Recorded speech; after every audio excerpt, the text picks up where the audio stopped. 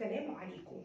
مش دايما التجاعيد بتكون بسبب السن، احيانا بيكون في بعض العادات الخاطئة اللي احنا بنتبعها وبيكون لها دور في ظهور التجاعيد المبكرة.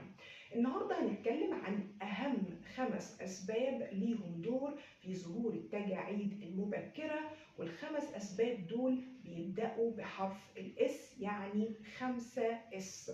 الاس الاولى عندي صن، التعرض المفرط لأشعة الشمس بدون استخدام واقي الشمس المناسب. ده بيسرع من عملية تكسير الكولاجين وبالتالي بيؤدي إلى ظهور التجاعيد المبكرة. الاس الثانية هي سموكينج، يعني التدخين، والتدخين هنا سواء تدخين إيجابي أو تدخين سلبي. وجودك مع شخص مدخن ده بيؤثر سلبا على البشرة.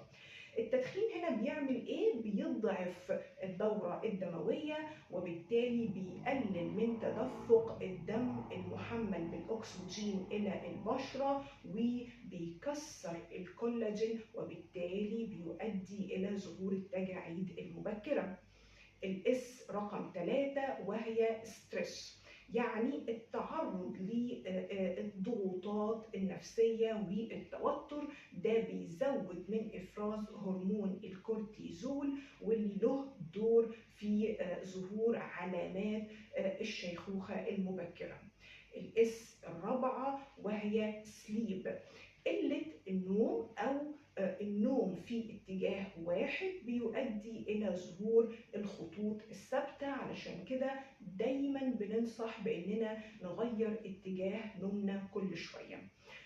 واخر اس معانا وهي شوجر او السكر، وكنا اتكلمنا قبل كده عن دور السكر وتأثيره على البشرة، وقلنا انه السكر بيكسر الكولاجين وبيفقد البشرة مرونتها.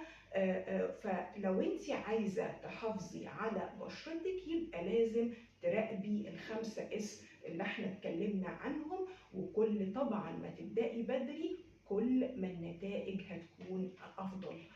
تابعينا علشان تعرفي كل جديد. دمتن جميلات.